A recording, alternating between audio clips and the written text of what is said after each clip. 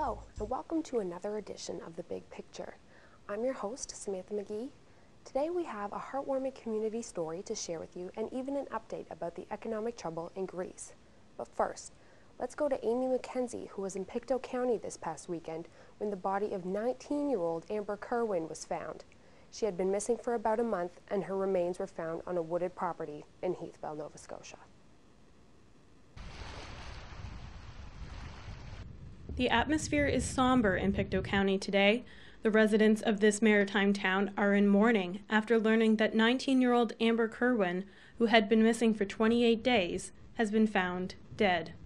Kerwin's body was found here on Heathbell Road on Saturday.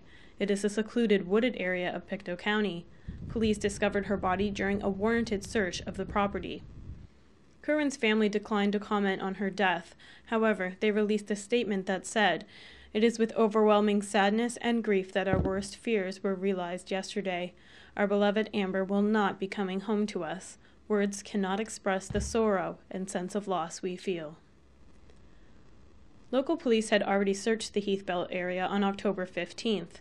Constable Bill Rudolph of Pictou County RCMP says finding the body in this area was not an accident. It is a result of tips, information provided, investigative steps taken, and it is cumulative effect. Police have the results of the autopsy that was done on Kerwin's body, but they are not releasing the cause of death at this time. However, they are calling it a homicide case and are currently investigating to find out who killed Kerwin. No arrests have been made at this point. Police executed a search warrant in a house on Heathbell Road on Tuesday. The house is not far from where Kerwin's body was found. Police also seized a 2002 gray Chevy Impala on November 7th. Police are not saying anything about who lives in the house or who owns the car. Heathbell is located about 30 minutes from Dooley's in Glasgow, where Kerwin was last seen. Kerwin told friends she was going to meet her boyfriend, Mason Campbell, at a convenience store only 1 block away. Campbell later told police that she never showed up. A surveillance video outside of Dooley shows Kerwin walking alone in the direction of the convenience store. Nadine LeBlanc lives in Pictou. She says that as a mother, she is concerned that this could happen here. I lived in Calgary for 10 years, and that was one of the main reasons I moved out of Calgary, is I wanted my kids to be in a place where you didn't really have to worry about crimes like that. And this is a crime that could happen in any big city, and so of course they're nervous. This memory wall located at the corner where she was last seen is where people come to light candles and pay their respects. The candles are green, Amber's favorite color. LeBlanc says the news of Kerwin's death has torn this small community apart. Everyone talked about it. I guess that's the beauty of being in a small town, is that you have some connection to it. It's not just another person, like everyone had a connection to it. Yay. For Stu Journalism, I'm Amy Mackenzie in Pictou County, Nova Scotia. Members of the Armagh Legion will be spending another Remembrance Day without their Legion. Their original building was set on fire intentionally last June. Chris Donkin has the story of the Legion's attempt to rebuild. Almost everything inside the Armagh Legion was lost when it burned down last summer. The small military town was shocked after finding out the fire was set intentionally.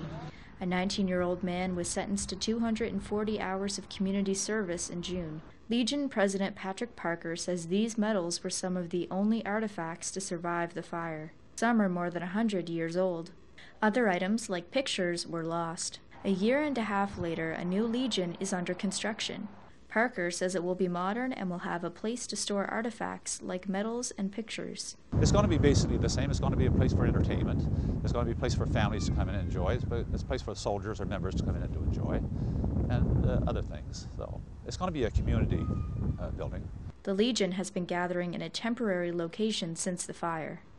Parker says they had to wait for insurance money and donations from the community before they could start to rebuild. A little girl around 7 years old, she had a yard sale. She raised, well, not 7 or 8, somewhere around there, she raised $700. And their parents came in and gave us the money.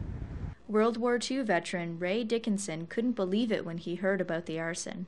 I can't understand what is in people's head that would do a thing, and yet they're burning places all the time, getting away with it. Rather than just pat your hands and say, behave yourself. The 94-year-old donated $1,000 to help the Legion rebuild. I just, something told me.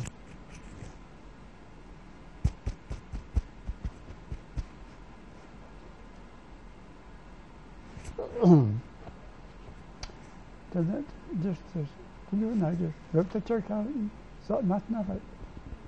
It was only $1,000, and it was a help to them. But I just had that feeling and never changed. And I wouldn't change it today if it was changed. The new Oromocto Legion won't be ready to open until the spring, which means its members will have to go to the Fredericton Legion after attending Remembrance Day ceremonies here at the Provincial Cenotaph on Friday. Although the old building and its artifacts are gone, Parker says as long as the Oromocto Legion has its members, they will find a place to gather. For Stu Journalism, I'm Carissa Donkin. Reporter Amy Mackenzie has also done a follow-up on Greece's financial situation. The leaders of France and Germany presented an ultimatum to Greece last week. The small Mediterranean country could either take the economic rescue package the Eurozone was offering it or leave the euro altogether. This paid off for the European countries, as it looks as though Greece will be accepting the conditions of the rescue package. Amy Mackenzie joins us to explain more on the situation. Well, Samantha, Greece has been borrowing and spending well beyond its means for a number of years now. This has led Greece deeper and deeper into debt. With Greece sharing its currency with 17 other European countries and owing billions of dollars to banks in France and Germany, Greece's inability to pay its bills is putting the entire European Union at risk.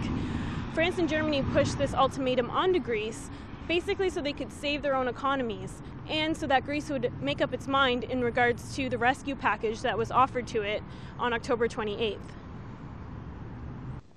Amy, why was an ultimatum necessary?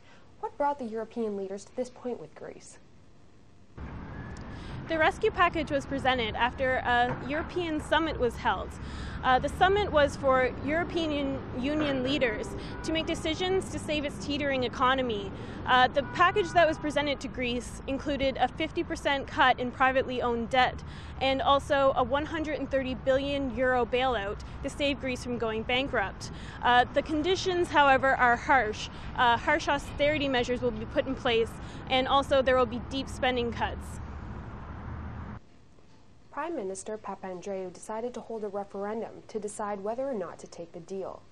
Why was the Greek Prime Minister so apprehensive about taking the package?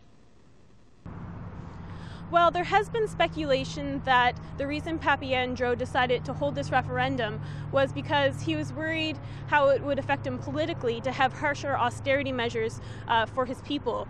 However, the pressure from France and Germany has caused him to dismiss this referendum, and it looks like Greece will be accepting the rescue package after all. Without this rescue package, Greece would have went bankrupt within a matter of weeks. The rescue package sounds as though it will help Greece economically. But how are the Greek people taking the news? Well, Samantha, there have been riots breaking out in Greece for a number of months now in protest of austerity measures that have already been put in place. So news of even harsher austerity measures is not going to go over well with the Greeks. Many are living in extreme poverty, have lost their jobs, have lost everything. So it's going to get a lot worse for the people in Greece before it's going to get better.